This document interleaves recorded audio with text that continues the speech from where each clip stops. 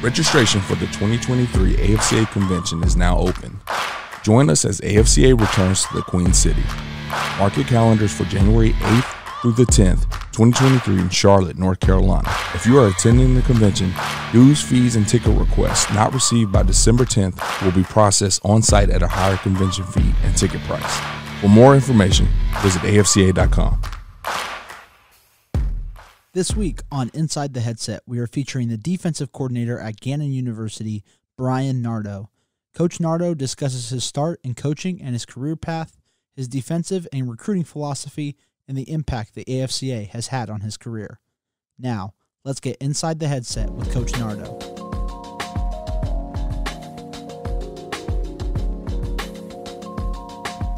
Coach Nardo, what's going on, man? How are you?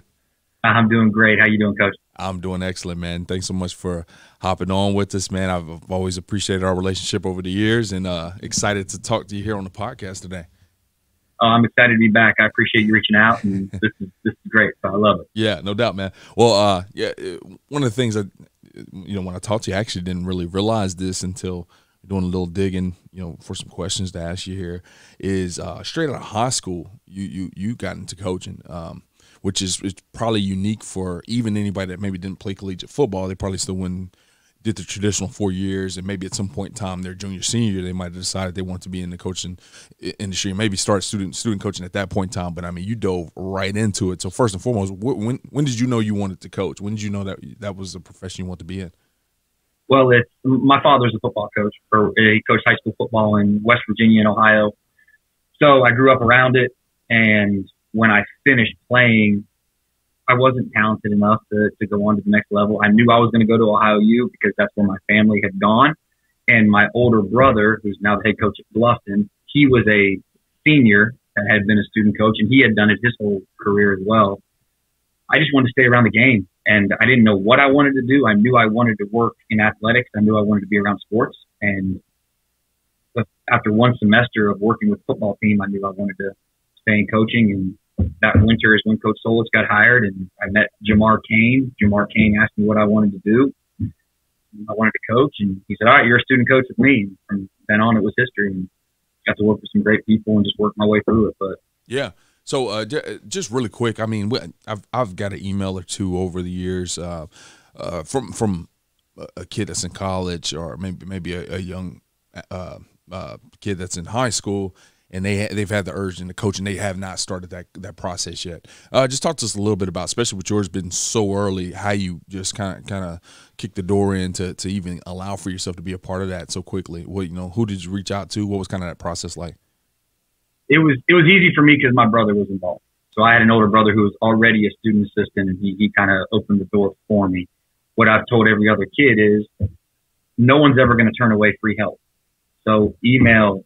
I met Jason Grooms. Jason Grooms would get emails all the time about, hey, I want to get into coaching. How do I do this? And yeah, come on up. Come start helping. Start learning what it's about. The number one way to get anything done is to ask. Right. So I would reach out to people and send emails, call, text, whatever, because I've gotten the same thing. I've gotten emails from people like, hey, how do I get started? Ask. Right. If you really want to get involved, they'll take free help. Nobody will turn away free help at any level. Yeah, that's awesome. I love that you said that, because probably a lot of my former players will give me a shout and they'll say, Coach, I want to coach now. I realize I want to coach, and I'm applying to these jobs I'm seeing on the Scoop. Well, what do I do? I'm like, have you emailed all 10 of the guys that were on that staff, all 4 of the GAs that was on that staff? And, yeah, you transferred too. What about the other 14 guys from that staff? A lot of them won't respond. Some of them will say no. But all you're looking for is the one yes. And like you said, just basically, if you don't ask, nobody knows. If you don't make it known, nobody knows. Now, just still talking about that real quick before we transition off to something else is what was that experience like? What exactly were you able to learn that helped maybe put you ahead of the curve a little bit of other guys that start after college? Well, what I loved about it is I tell people all the time, you talk about the backup quarterback that never played, that he ends up being a really good coach because he wasn't talented enough. What I was blessed with was the opportunity to sit in meeting rooms with Ross Ellis, he's now the linebackers coach at Michigan State. Coach Ellis, I sat in the back of his room and took notes with all the linebackers, just learning how he taught and what he did. And yeah, I was never going to run, solid dagger, right, but I was going to learn how to teach it. And it gave me that kind of an in of learning the game from that perspective. And then I would go flip cards and I would draw, when you probably did it when you were a GA, you had the card, you had to flip it over onto the overhead projector so you could draw it the other way. Yeah. I had to do that. So I learned a little bit of blocking schemes or the work that went into it. So not only did I see the football side of it, I saw the work that was put in every day from the coaches, from the GAs, learned how to break down film, learned how to watch film. And it went a long way in making me a better. Now, I still didn't know half as much as I thought I did when I walked out of there, but you right. learned a lot, and it was a great experience. That's fantastic, man. Now, while we're kind of talking about that, you made mention of your brother, your dad, obviously heavy influences, and probably your decision to want to be a ball coach. And so I can tell that that's pretty important to the fabric of what kind of coach you are. And we're friends on Facebook and Twitter and all that stuff, so I already know how important family is to you. Just talk a little bit about that football and family. We'll get to your family, your core family, but your brother and your dad, talking ball, getting advice. All of us go through some different things throughout the course of our coaching career. Just seeking them and using them as mentors and mentoring them along the way. Oh, my dad taught me a lot because he would always tell me the stuff he learned as he got older in the profession. I'm not a yeller, as I've told you about before. He was as a young coach, and he told me when he got older, the older he got, the less he yelled. Mm-hmm. And you started to really understand how to teach and focus on that kind of stuff. So I always had that person to talk to about growing up in the profession and then learning relationships. My dad would tell me about text messages he would get from former players on Christmas Eve that he hadn't coached, 10 years ago. And they just text me, "Hey, coach, hope you have a great Christmas." And so I learned about relationships. My older brother at Bluffton, and my younger brother is actually a GA. He's 11 years younger. He's a GA at Ohio University. So we sit there and we talk, and I try to not talk X's and O's, even though our wives will all agree that we probably do it too much. But talk about how to network, talk about who to talk to, talk right. about building relationships, talk about what's really important. And yeah, you bounce ideas. I mean, my older brother is a football junkie. He talks football and X's and O's, and that's his life. Yeah. And he'll call me and hey, I got this and this and this, and we'll talk through. Yeah, that's a great way to approach it. And now that he's the head coach, I mean, he says he gets smarter when you sit in the head coach's chair, but it's always finding that balance and then talking about making sure we never hang up the phone without asking about family, asking about each other. And it's a great resource to have to talk about that stuff. No doubt. Well, now talking about your core family, over the years you've Youngstown State, been in Emporia State, been in Missouri S&T, obviously at Ohio University. We all know this, especially at the collegiate level. It's a volatile business. You're bouncing around. You're moving. You're working. For this coach, you might work 18 hours a day. For this coach, it might be a little different schedule. How do you kind of manage that work-life balance and try to, be a good example for your student athletes? I think if you want it to be important to you, you have to live it. If you want your athletes to believe it's important, you actually have to actually show them what it is, what you're trying to live. We talk about family. Every single football program out there says we're a family. We value family. If you don't live it, it's just words. So I want my players to see me as a father. I want my players to see me as a husband. I want my wife and son to come to practice. I want them to come to dinner and meet my family. And the balance is the most important thing, because if football is, like you said, it's a volatile position. It doesn't matter where you are. It's about the people that you're with and surrounding yourself with people who have the same values as you.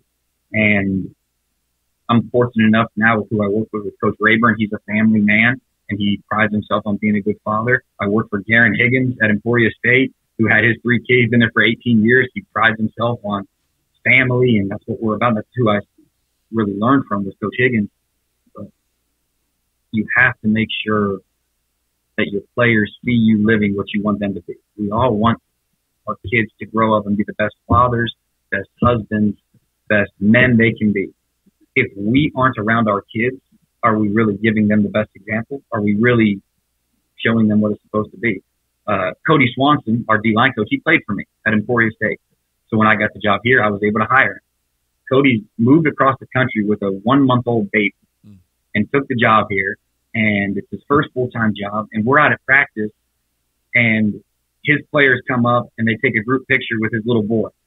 And I'm hearing him tell his players what we told him at Emporia about family, about what's important. Like, okay, at least we're doing something right. So if you don't have your family, if you're not trying to be a father and a husband, the wins and losses in the football, it doesn't matter. It's about being a good person, being a family man, and everything else will take care of itself. Amen. Amen. I love when coaches get on and kind of talk about that part of it, man, because it is important. And one little follow-up question I do have on that is, obviously it's volatile in terms of bouncing around, but it's volatile on Saturdays, right? I mean, you have a good team, you suffer a tough loss, you have a bad team, and it's just a rough year for you. How do you separate that? When you go home, and there's a ton of pressure. All the stuff that kind of comes along with the job. But when you walk through that door, what are some things that you try to do to balance that, and not bring some of the negativity home? Well, I don't watch a lot of football at home. I watch people that I know. So when I walk in the house, it's whatever my wife wants to watch. It's whatever we're doing.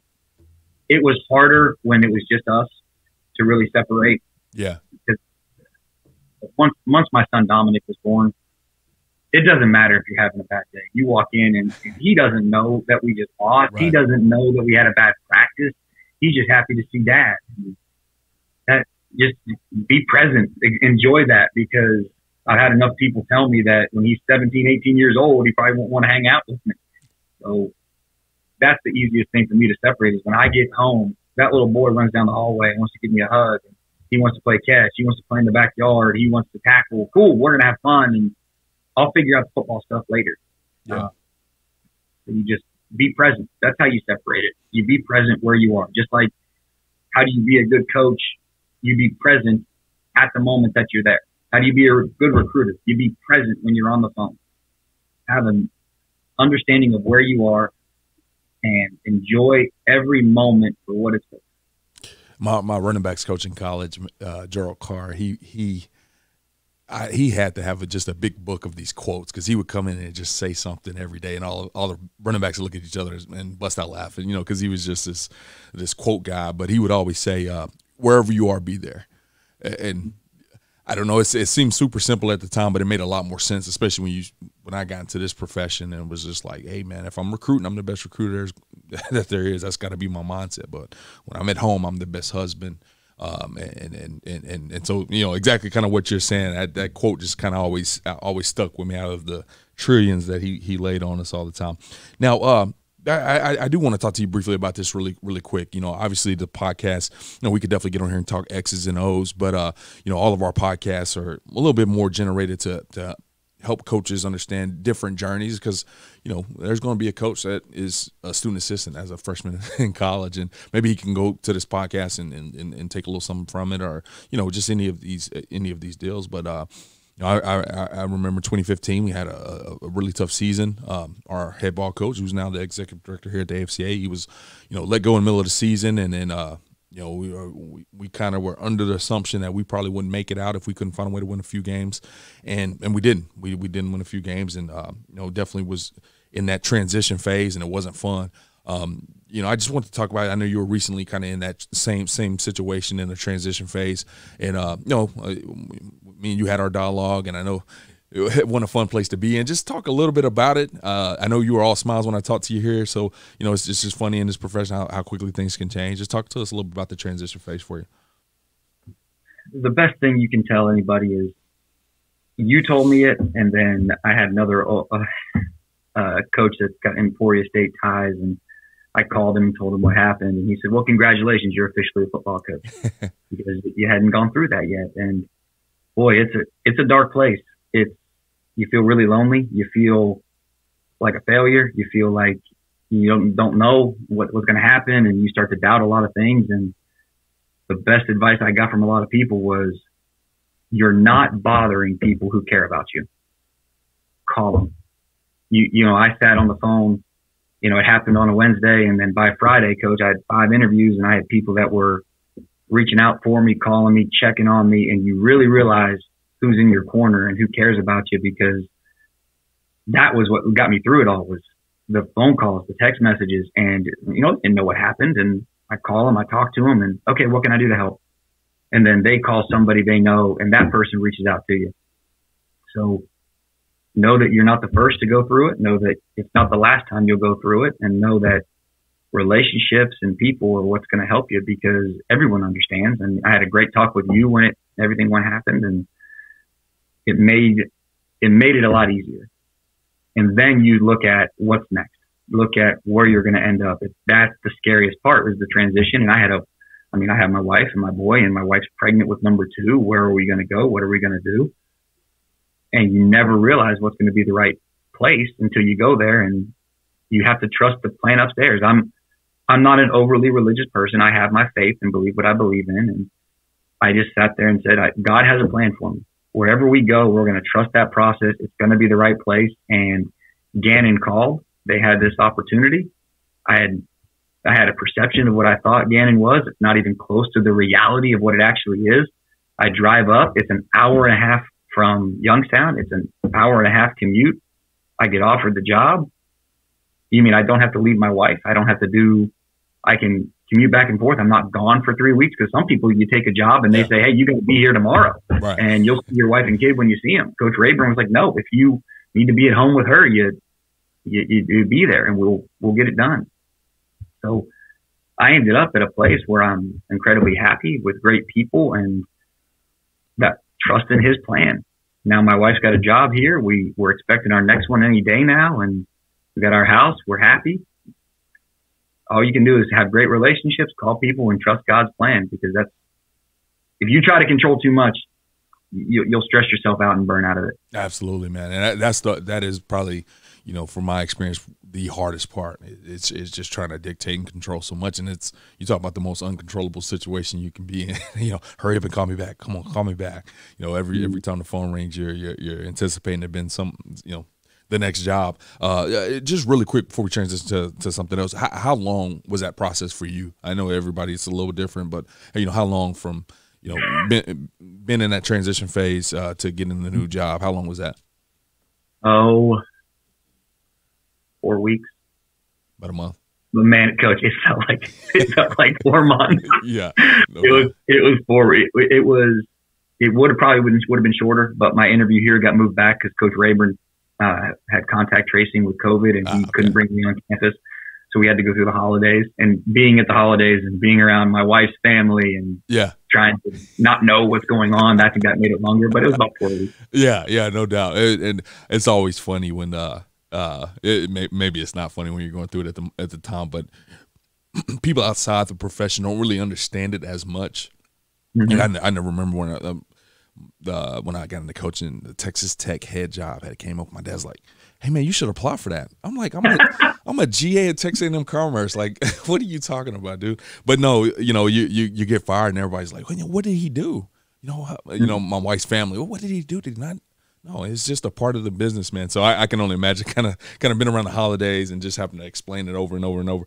But let's get back to your journey a little bit. Now, you definitely had a ton of success as a defensive coordinator at Emporia, and not just as a coordinator, but amongst your other stops, man. You've always been a very successful defensive coach. What are your plans to kind of translate that to Gannon and get that defense rocking and rolling? It goes back to what we had success with at Emporia, and it wasn't. It's pretty funny because everyone's kind of asking, well, what are you running? What do you want to do? And everyone wants to know because somebody's going to play me for the first time and try to figure it out. It didn't matter what we did at Emporia. We ran a 4-3, we ran a 4-2-5, we ran a 3-4, we ran a 3-3-5. We did whatever we could do.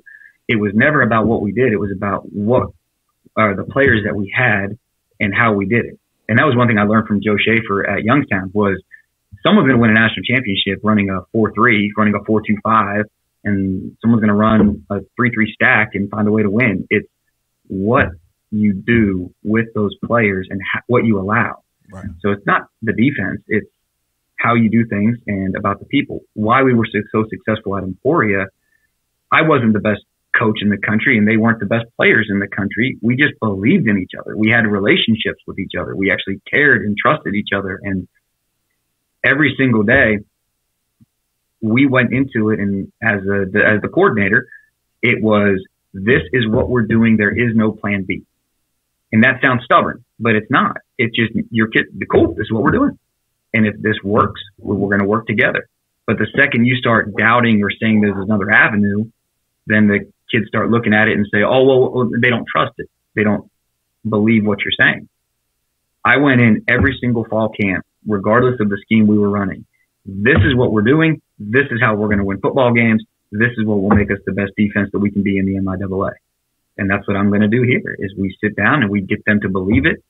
I listened to a podcast when I was commuting a lot, and for the life of me, I can't remember who said it, but I want to say he was working with the Broncos.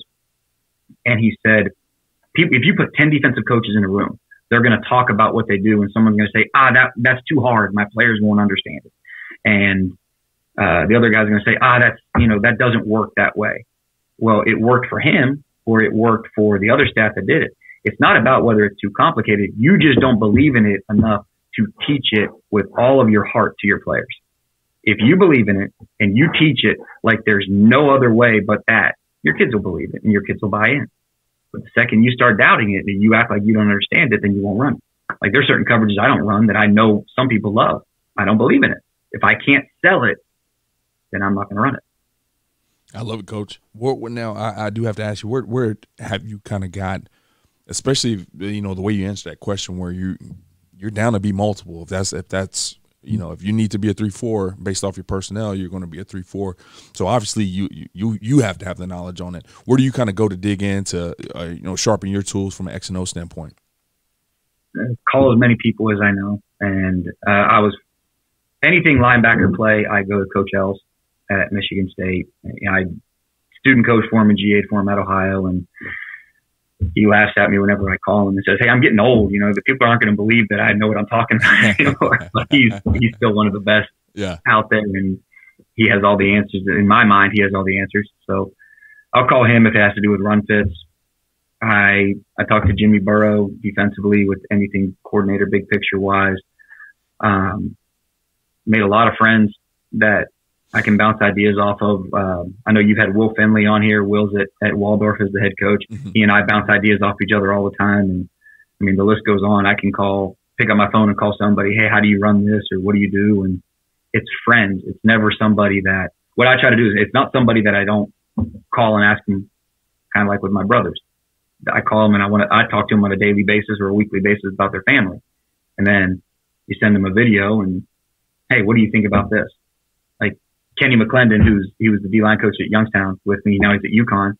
When I was trying to put in a simulator or something similar to what we did at Youngstown, I sent him a video of it. "Hey, what do you think?" And he pointed out one thing that he liked and one thing that needed fixed. But just friends. Yeah. Just talk. That's awesome, man. The networking aspect is, definitely one of the most slept on aspects of this profession. It's not always about the next gig. It's helpful if you are, in a situation where you're in transition. But the reality of it is that networking can go far, far beyond that. Number one, just having somebody you can lean on in the business whenever you are maybe having a rough patch or something like that. But if you're trying to sharpen your tools and your X's and O's, there's somebody that can give you some insight, man. So networking is huge. Now you've had the opportunity, as I mentioned before, kind of ran through a list of schools that you were at. You've been in different conferences, different levels, different parts of the country, and it's different, man. I had the luxury, or I don't know if it was a luxury or not, but coach D3, D2, FCS, FBS football, and the difference between non-scholarship, the locality, the recruiting, just at all these different spots. How has that made you a better coach, just having an experience with all these different types of kids at these different places? Yeah. Well, it starts with, and there's an article on Football Scoop that's going viral with Chip Kelly's interview on the podcast when he said, "If you didn't ride the yellow bus, you're not a football coach." Have you seen that? I've not seen that. He's talking about how much he values high school coaches because they have to do it all. Yeah. You have to line the field. You have to do this. And you get on Twitter and it's boom. Everyone's blowing up about it. Yeah. the lower levels you are, being at different levels makes you appreciate, all the stuff that needs to go into running a football program. I think it better prepares you to be a head coach and makes you, when you have less stuff taken off your plate, you can focus on more things. So being at the D2 level, understanding scholarship equivalencies, understanding how to stretch Pell Grant or in-state versus out-of-state or waivers or anything like that to try to help a kid get the best package available. And, then on top of that, you're carrying the trash cans out to practice because we don't have GAs here. We have restricted earnings guys, but we're all setting up the field. There's no job too small. When you start to appreciate that as a coach and just tackle it and go, when you start getting older, you're not shying away from when someone asks you to do something. So I think working your way up and being at smaller levels makes you really appreciate when you get to that level, that, the less things you have to do or having all the help. And then when it goes to recruiting, it's a lot different recruiting FCS players and recruiting Division II players. Yeah. But if you recruit with that Division II, Division III, you got to have a bigger net because you're going to get told no a lot. Kind of like dating. I'm ugly. I got told no a lot. So, when I start recruiting, I'm going to get told no a lot. Right. But if you build relationships and then you get to a bigger level and you keep that same mindset, now you're really getting the right kids. Coach Higgins taught me that at Emporia. It's about relationships and recruiting the right kids. And if you take that level to a big time school, now you just become a better recruiter. Amen. I need to put a little ding or some kind of sound effect on this soundboard I have sitting in front of me. That every time on a podcast where I just love when a coach talks about the values that he got as a coach at the lower levels. And I promise I probably said it over 20 times on all the podcasts over the years. Just, one of my best jobs was my Division II job. One of my best jobs was a Division III job. I was a video coordinator, just trying to figure out how to break down. Didn't know what I was doing, but I had to figure it out because we had to watch film in the next 12 hours. And, I'm trying to fix that. It just made me such a better coach, man. So I always love when people kind of pinpoint, some of those positions been some of the better ones that they had, just because it does help you grow and gives you perspective and make you a lot more thankful for some of those guys that are, have to do even more than what you already are doing. Now, before we head off here, I got a smile on my face because I always wanted to go to Nebraska when I was a kid. Like, I don't know why. That was the school I wanted to go to. I went to their football camp 3 or 4 years, every year between high school and Frank Solich was the head coach at the time, and he was the living legend to me. And so Frank Solich gave me a call a couple years ago and said, Bryan Nardo, I just want to give him a recommendation for 35 under 35.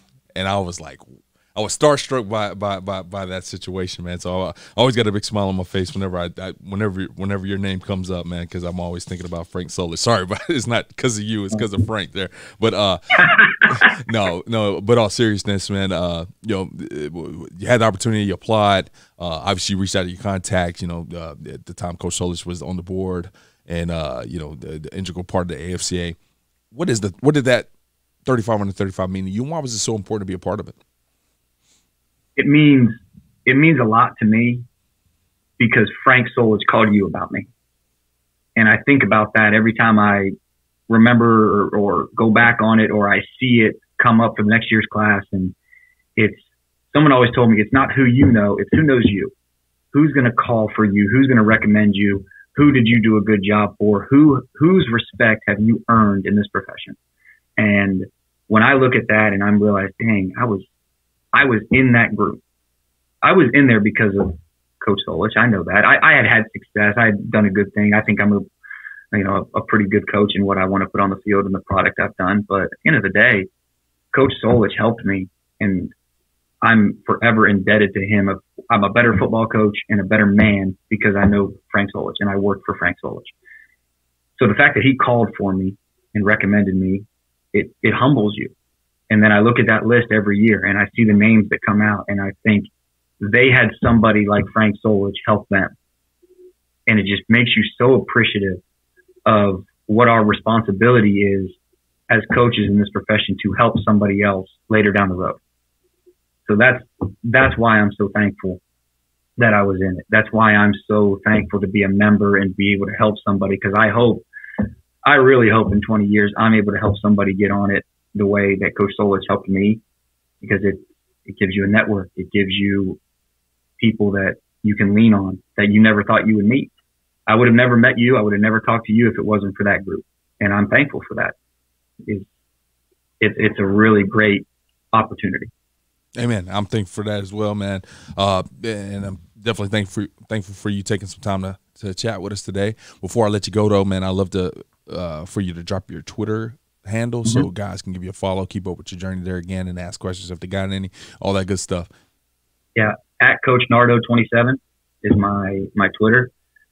Hit me up, reach out. I'm open. And then I've got Nardo001 at Gannon.edu is my email. Any guys want to talk, want just to reach out, want to network, please call me. I'm an open book. So I look forward, and I love meeting new people and talking to people. So anything I can ever do to help anybody. Amen. Coach, we appreciate you, man. We'll make sure to link your email and Twitter account in the show notes so everybody can find you pretty easily. And until next time, man, best of luck this fall, and look forward to seeing you in Charlotte in 23, okay? All right. Thanks, Coach. All right. Thanks for listening to this week's episode of Inside the Headset. If you heard anything on this episode that you would like to learn more information about, head over to afcapodcast.com, where you can find every episode and all of the corresponding show notes. While you're there, take a second to rate, review, and subscribe to the podcast. If you have any questions, comments, or suggestions for the show, please let us know by sending an email to podcast@afca.com. Make sure to follow the podcast on Twitter at Inside the Headset and tag it when you share each episode. You can stay up to date with all things AFCA by following the @WeAreAFCA Twitter account. Every episode of Inside the Headset can also be found on your favorite audio streaming platforms such as Spotify, Apple Podcasts, and YouTube. If you are not currently a member of the AFCA, be sure to find us online at afca.com and apply to join over 10,000 NFL, college, and high school coaches from around the country who are striving to be the best they can be. With an AFCA membership, you gain invaluable access to the annual AFCA convention, the bi-monthly magazine, and the new and improved digital library, which contains thousands of videos and articles contributed by hundreds of current and former football coaches. You can also visit afcainsider.com to sign up for our free weekly email newsletter on the right-hand side of the screen. It comes out every Tuesday at lunch and is filled with great articles and stories written by many of the same coaches you hear on the podcast. It's geared to help you become a better coach tomorrow than you are today. Be sure to connect with me on Twitter at Coach Mario Price. And remember, the AFCA is not just an annual convention. It is an association that continually promotes education, guidance, and networking. But it is also so much more than that.